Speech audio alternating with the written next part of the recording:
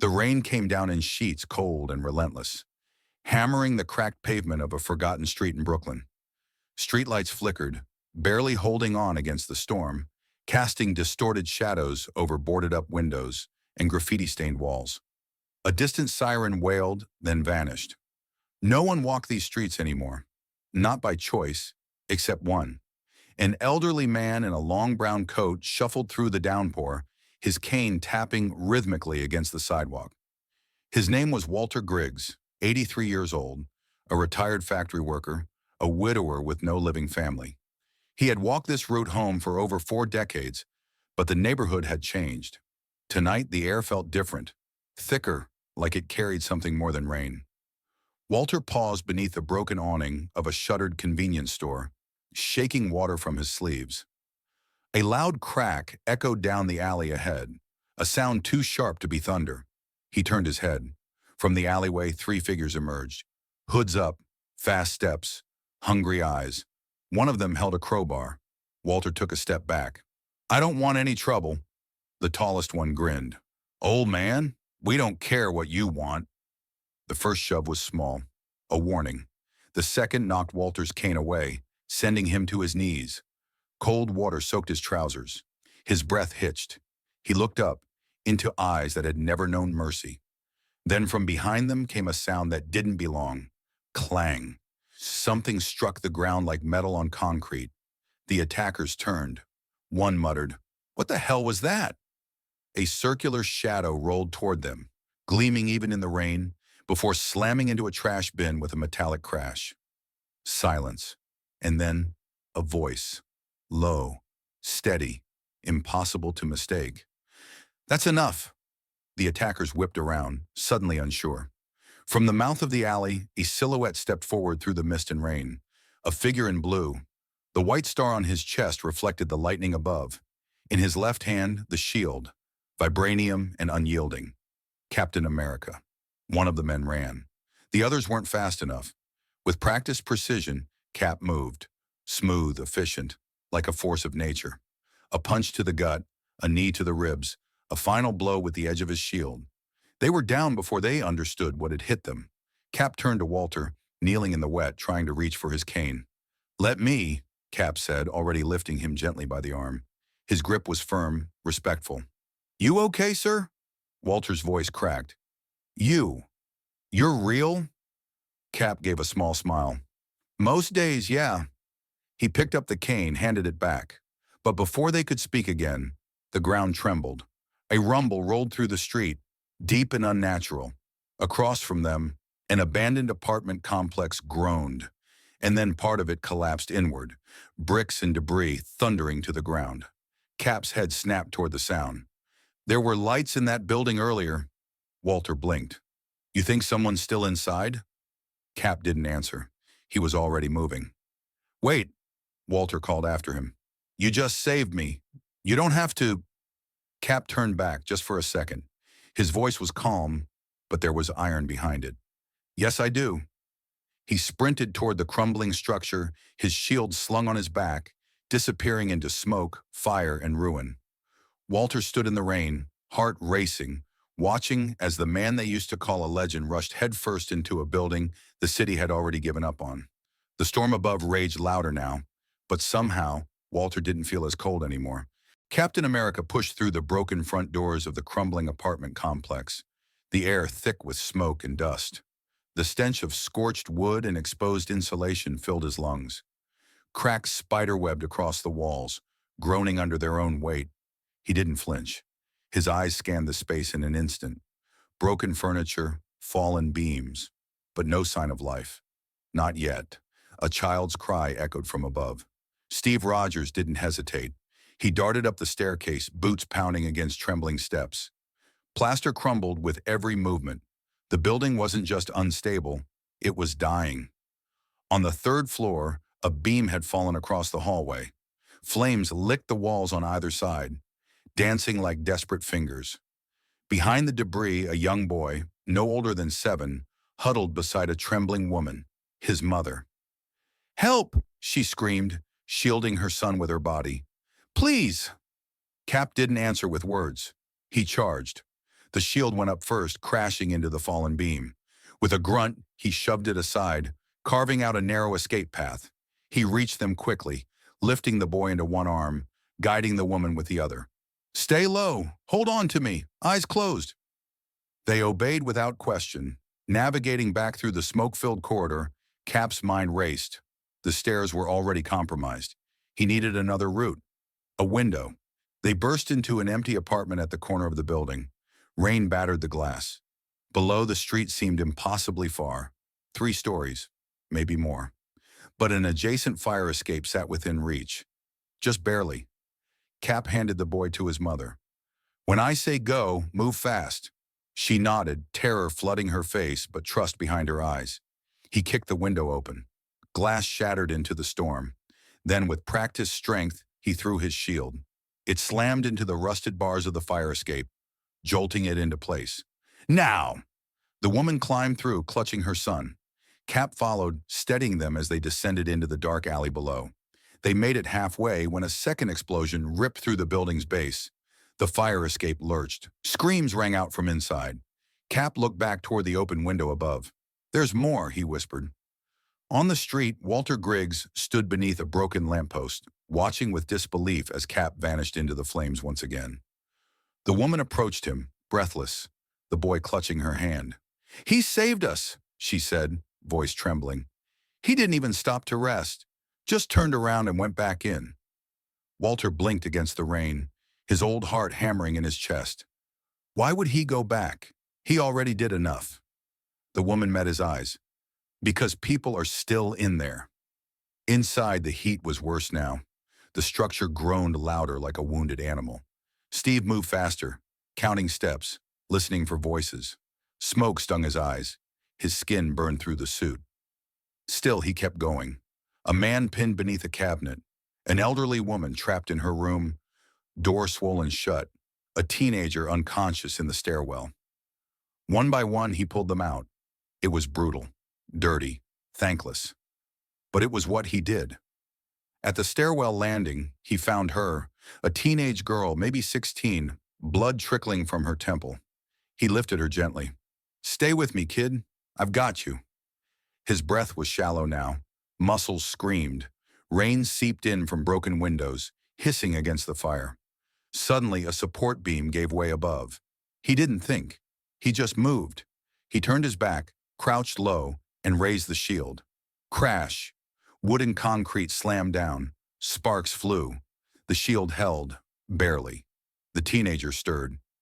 Are we gonna die?" Cap gritted his teeth. "Not on my watch." He stood, bracing the weight, one arm cradling the girl, the other pushing forward. Inch by inch, he forced his way through the debris, shielding her with everything he had. And then, fresh air. He emerged from the shattered lobby into the open night. Rain poured onto his face. People gathered around him, rescue workers, police, even bystanders who had dared to return. Steve laid the girl gently onto a blanket. Medics swarmed. He stepped back. His suit was torn, his shield scratched, his eyes heavy, but he looked up and saw Walter. The old man stared at him, jaw slack. Cap walked toward him, breathing ragged. Walter shook his head slowly. "Why? You didn't even know them." Cap met his gaze. "I don't have to." He didn't wait for thanks. He turned, just as another gunshot cracked in the distance. His head tilted. His night wasn't over. Steve didn't wait. The echo of the gunshot pulled him back into motion. His breath was still uneven, his muscles tight, but instinct had long since replaced hesitation. He adjusted his grip on the shield, wiped rain from his brow, and sprinted toward the source of the sound. A scream cut through the storm. Turning the corner, he saw them. 5 men armed and panicked, cornering a group of survivors against a collapsed construction barrier. Some of the people were wounded. One man clutched a bleeding shoulder. A child hid behind his mother's leg. And right at the center of it, Walter Griggs stood, cane in hand, body trembling, arms raised. One of the men sneered, pressing a handgun to Walter's chest. "Back off, Grandpa. We're taking what we need." Walter didn't flinch. "You're pointing the wrong weapon at the wrong man." Lightning flashed. The shield struck the pavement like a thunderclap, ricocheting off the first attacker's wrist. The gun flew into the air. Chaos erupted. Captain America was in the fight. He lunged at the next man, shoulder first, slamming him into a dumpster. Another charge from the left. Steve ducked, swept his legs out, then turned just in time to block a blade with the vibranium edge. The fight was close, brutal, wet concrete, heavy boots, screams. One attacker hit Steve with a metal pipe to the ribs. He grunted but didn't fall. Walter, still frozen in place, watched as the storm danced around the soldier. It wasn't just strength, it was purpose. There was something terrifying and beautiful about it. Another gun fired. Steve twisted midair, the bullet grazing his thigh. Blood mixed with rain. He dropped low, spinning the shield into the last man's jaw. Silence followed. Breathing hard, Cap stepped back. The attackers lay scattered. None moved. He turned to the crowd. "You're safe now," he said. But then, movement. One of the men groaned and reached for a knife at his ankle. Steve didn't see it. Walter did. Without thinking, the old man swung his cane like a bat, cracking it across the thug's hand. The knife clattered to the ground. Cap turned, wide-eyed. "You all right?" Walter gave a shaky smile. "I was 83. Now I feel 82. Steve gave a small laugh. Brief but real. Police sirens finally cut through the night. Red and blue lights painted the rain-soaked walls. Officers moved in, securing the scene, tending to the injured. Cap stepped aside, letting them work. His shoulder ached. His leg throbbed. But none of that mattered. Not yet. A medic approached. "We need to treat you. You're bleeding." Steve shook his head. "Later. Someone needs to check the west side of the block. There might still be people trapped." Walter put a hand on his arm. "You can't do this alone." Steve looked at him. Rain dripped from his hair. His voice was soft. "I don't have to. Not anymore." He moved on, disappearing into the haze. Walter stood, soaked to the bone, his heart pounding like he was 20 again. Around him, people murmured. The boy Steve had rescued earlier walked up and hugged his mother. The woman gave Walter a grateful nod. In the distance, another rumble. Not thunder. Another building groaning under stress. Steve would go. Of course he would. Because that's who he was. Not a symbol. Not a legend. A man. And that made all the difference. The storm was breaking. Clouds still hung thick and dark above Brooklyn, but the wind had begun to die. Rain softened into a mist, hissing over the smoldering ruins. Emergency lights blinked like fireflies across the wet cityscape, reflecting off puddles and shattered glass. Captain America moved through it all like a ghost. Limping now, his leg bandaged in haste, shield strapped to his back like a promise too heavy to break. His suit was torn, slick with soot and blood. But he didn't stop. He crossed the barricades, checked the final building. Empty. He took a breath, then another. And finally, he let himself sit. He dropped against the back of a collapsed wall, head resting against cold brick. His chest rose and fell slowly. The adrenaline had faded. Now only pain remained. Pain and something quieter. The sound of old footsteps. Walter Griggs approached, wrapped in a blanket that didn't quite keep out the chill. He lowered himself carefully beside the soldier. For a moment, neither of them spoke. Then Walter let out a dry chuckle. "You know, this is the most exciting night I've had since 1972. Steve smiled faintly. "I wouldn't recommend making a habit of it." Walter's eyes shifted to the cracked shield leaning beside them. The once flawless vibranium disc now bore a deep groove across the star, a visible scar left by tonight's final fight. "You always fix it?" Walter asked. Steve looked at the damage. "Sometimes. Looks like the kind of scar you should keep." Steve didn't reply at first. He just stared at the shield, the weight of it, the meaning, the silence it had earned. Then, "Maybe you're right." Walter turned to him, something sharp behind the smile. "You didn't have to do all this. You could have waited for backup, could have stayed safe." "I know. So why?" Steve met his gaze. "Because everyone else turned away, and he didn't deserve to die alone in the rain." For a long moment, Walter said nothing. Then his hand moved, reaching into his coat pocket. He pulled out something small, rusted, oval, a military dog tag. Steve's breath caught. Walter held it up.